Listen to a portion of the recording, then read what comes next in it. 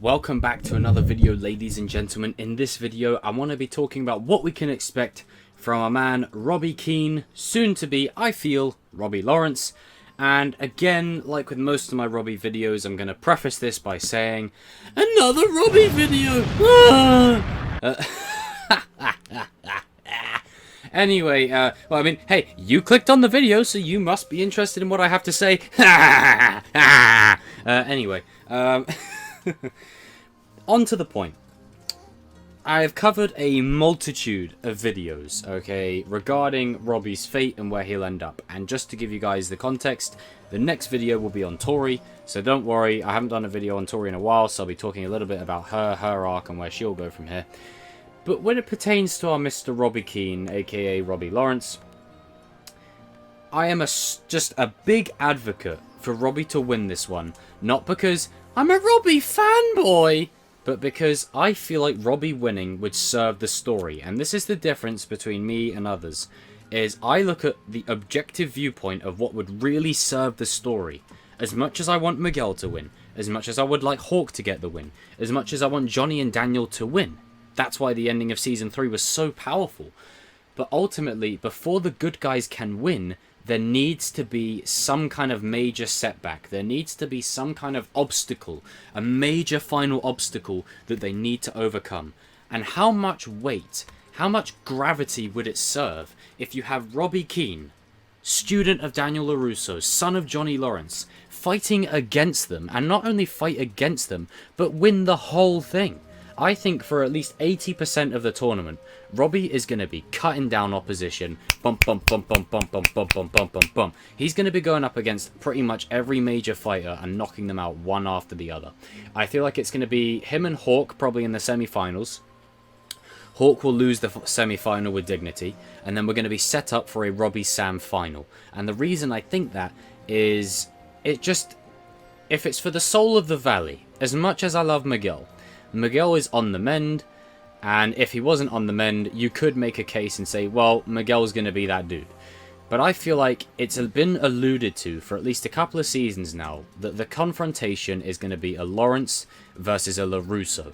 And what better way to do it than have Robby Keane, aka Robby Lawrence, against Sam LaRusso, heir to Daniel. Like, what better way to do it? Just think about it. Take your feelings on the characters out of the equation. How emotional would it be if you see two former Miyagi-Dos, or one former Miyagi-Do and one main Miyagi-Do, going at it? How emotional could it be? It would serve so much emotional weight, especially for the soul of the valley. As I said, it's Daniel's former student, it's Johnny's son. How emotional would that be, seeing Daniel and Johnny torn, because they're seeing who should be with them, fighting for not only Kreese, but Terry Silver as well, and also against them. I think Robby, for at least 80% of this season, is going to be ruthless, he's going to be aggressive, and I think he's going to fully embrace and be on board with the Cobra Kai way. In the first couple of episodes, I can see Robby being a bit hesitant, because it will be new to him, it will be new surroundings, but I feel like with a bit of encouragement from Kreese, and with everything that happened in the Season 3 finale, just a few days with Kreese here or there, Robby is at the point where he is conscious of his own decisions, but as he's young, it feels like he's been completely brainwashed. If you look at his face while he's trying to assault Johnny, it looks like some kind of demon has possessed him, like he's gone completely evil to the dark side. And I know as much as there are Robby fans out there who think Robby can do no wrong, that's incorrect. As much as I've given the nuance and the context for Robby's character, there are things in his character which, you know, needs to be held accountable for. We need to really drive home the fact that he almost killed Miguel. He's done a plethora of other things. But can you really blame him is where the nuance comes in. And that's where the discussion for Robby's character comes in. That's why I talk about Robby a lot. Because he's not good or bad. He's in the middle. He's always tossing and turning between both. But I feel like a good portion of Robby's character is he's a misguided teen who yearns for a father figure. And I'm telling you, the importance of a father figure in anyone's life makes a huge impact on who they become. Look at Miguel. You know, a scrawny, victim of bullying that was, a nerd and a loser. And he's still a nerd, probably. But he's a badass nerd. He's confident. He's going for it. He's the #1 dog in the dojo, you know, and that is because Johnny, in the little time that he was with him, extracted the best out of Miguel, to Miguel where he could be the evolution of both Daniel and Johnny, a hybrid of both of them. Robby doesn't have that. His mum was busy shacking up with someone every other week. You've got Johnny that's basically never there for him. And I know, yes, Johnny has tried time to time to reach out to Robby, and that is true, and Robby's pushed him away, but can you blame him? Every time Robby gives Johnny a chance, Johnny always either chooses Miguel or disappears. Can you really blame him? And it's not like it's just happened in the 3 seasons we've seen. It's happened for 16 years. And then as soon as Johnny reaches out wanting to be a better father, Robby goes to, you know, see if Johnny really meant it. And what's Johnny doing? He's hugging Miguel. Now, obviously, I love Johnny and Miguel. I love their dynamic. I think it's one of the strongest aspects of the show. And I cover that in my previous video. I love Miguel. I love his character. So you can't label me as either or the other. I like both of them equally. Miguel is the new generation Karate Kid, and Robby is like the Vegeta, Anakin Skywalker of the show. Like, he's gonna have that arc that comes together by the end of the show, and people will go, you know what, I think Robby's arc was actually sick. Because you have to wait. You have to wait to see Robby's arc play out across the show. His is the slow burn. His is the long stretch. And going back into how I think he's gonna fight, he's going to be ruthless. There could be a point in the season where he's just like, you know what, I'm all in. I am all in on Cobra Kai. And this is why it would make sense for him to win, because I feel like he's going to be the most driven. He has the most to prove. He was the runner-up the last time, and he could have won it, but he would feel like Miyagi-Do failed him. Maybe this time he could win using either full-on Cobra, or I like the idea if he actually uses Miyagi-Do in the final against Sam, and then finishes her off with a Cobra move. Like, I think that could be a great reversal. And if we're coming down, look at the trailer that was released, the mini trailer. You have Daniel and Johnny. Then it says the Soul of the Valley. That's purposefully put in there, I feel, because we're going to get a battle between the heirs to the thrones. I wouldn't be surprised in this tournament if Robby Keane is not called Robby Keane. He's called Robbie Lawrence, and you've got him going up against Sam LaRusso. And I feel like before that, Tory would get disqualified, absolutely assaulting Sam, you know, maybe because something happens to her mother. That leaves her prime for Robby to finish her off. And it's going to be emotional. Like, you're going to... It could... I mean, it'll be very cheesy in a way. Like, you got to do it right. But you could have moments where... You ever see in that Simpsons episode where Bart and Lisa are playing on opposite teams of the hockey match, and then they're both remembering memories about each other and how they grew up together as brother and sister kind of thing. Something like that. Obviously, not the brother and sister context, but, you know, the context that they used to be friends, they had a bond, they got together for a bit. Obviously, it wasn't full-on true love, it was mostly rebound. But there was a connection between the both of them, you know, and where Robby's headspace is this season, you're going to see an evil Robby. He's going to be an evil little fucker, and I'm telling you, he's going to be doing a lot of stuff that is considered evil, but he's got to do it. Because this is 16, 17 years of pent-up anger that he has to get out of his system. He has the inverse of Hawk's arc. His and Hawk's arcs are very similar. And I feel like this season, you're going to see Darth Vader, and then season 5, Robby will come home. But it's not going to be the way people think. I feel like he could stay in Cobra Kai till the end of the show, and maybe him and Johnny run Cobra Kai together by the end, which would be a nice full circle for the character, that he's with his father, they're on the same page and they're running Cobra Kai together. That would be sick. It would be emotional.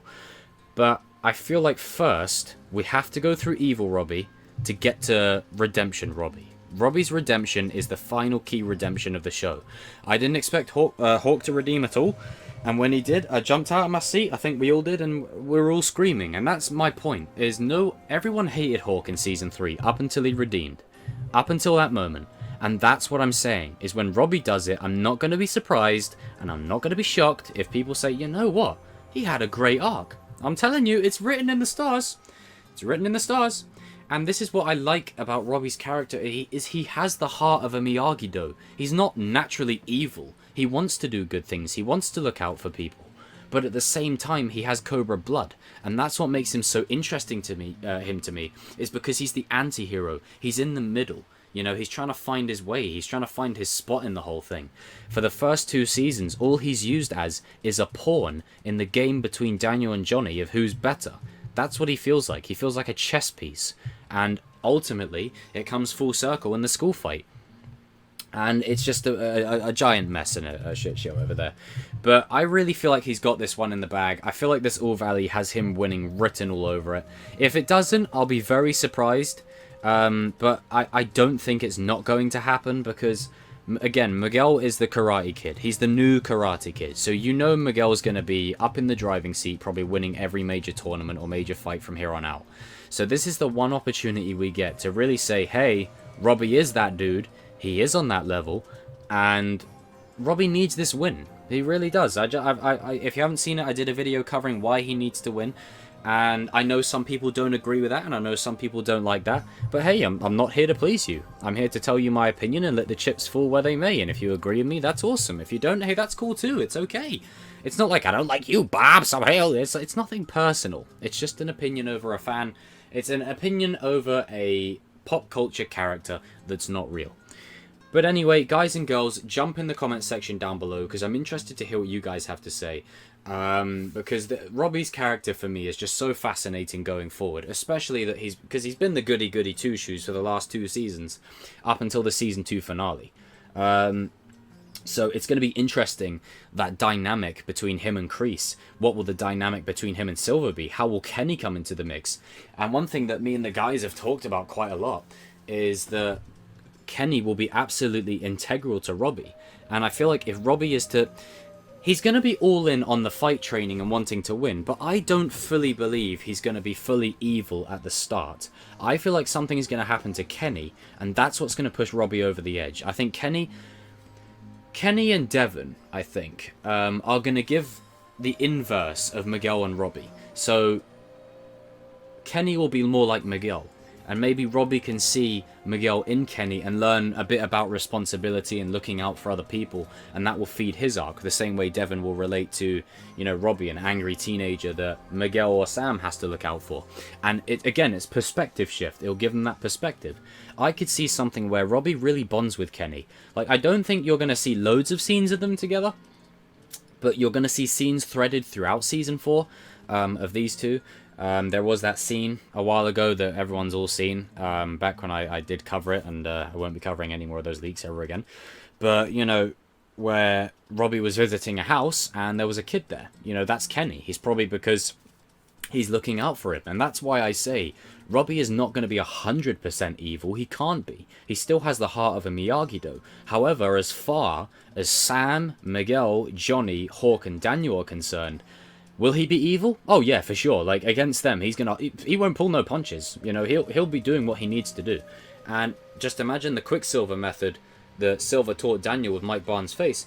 Just imagine Silver teaches that to Robby, but Johnny's face is put on the Quicksilver doll. I could totally see something like that happening. And I think Kenny will serve Robby's arc this season in such an important way that it will really feed into the Season 4 finale. As I've said before, I know we all want Miguel and Hawk and Johnny and Daniel and Sam, Dimitri to win, but let's be honest, it really serves the show if the bad guys win. They need to win this one. And how cool is it going to be when, I mean, fast forward when the show's ended after 6 seasons. We'll look back on this season and go, you know what, I think that was my favourite. Why? Because the bad guys win. Season 1, you didn't really know who was the good guy. It was kind of all over the place. But you knew Miguel was going to get the win. But you were still kind of conflicted a little bit. But you knew Miguel was going to get the win. Season 2, no one won. You know, Miguel ended up in hospital. Both the dojos were in a mess. Both of them were in dire straits. All the characters were in messed up positions. That's a perfect second act. And in the third one, bar losing Robby to the dark side, you have the dojos coming together, you know, which is what the foundation of the show has been building towards for ages. And can I just remind you all again, how many times has Robby said to Daniel or Johnny, I think you could both learn a lot from each other. Robby's even said it himself. So this is why I don't want him on the bad guys forever. You know, be on the page of them eventually. Not yet, but eventually. And I just feel, with Silver and Kreese winning, right? Let's take Robby out of the equation, okay? I'm not going to mention Robby or Tory or Kyler. Let's focus on Kreese and Silver. How great is it going to be to see them win on screen together? It's going to be amazing. Like, I feel like this season, as much as we want the good guys to win, the bad guys winning, I think we're going to root for them. I think we're going to see flashbacks of Terry, and it's going to make us conflicted. It's going to be exactly what Creed 2 was, where you think, right, you go into the movie thinking, alright, okay, Adonis is going to get revenge on Drago for what happened to Apollo. Let's fucking go. He's going to get revenge. However, by the end of the movie, I think I speak for myself and many others, I actually wouldn't have minded Victor Drago to win. Not necessarily because of Adonis, but because of what him and his father have been through since the loss, and everything that they've had to endure, and his own mother walking out the stadium on him. You know, it's stuff like that. You know, where he was fighting Adonis, and he was clearly heartbroken that his mother just pissed off. Like, it's stuff like that that I could see happening, right, for this series. And they did say, we've got themes of every Rocky movie in there. So, Rocky 1, you got Rocky versus Apollo. Rocky 2, you got the rematch of Rocky versus Apollo. Rocky 3, you've got Clubber Lang introduced, and Apollo and Rocky work together. That'll be Daniel and Johnny. Rocky 4, you have Apollo killed in the ring, which means I feel like Hawk's going to go down injured. Someone's going to get hurt really badly.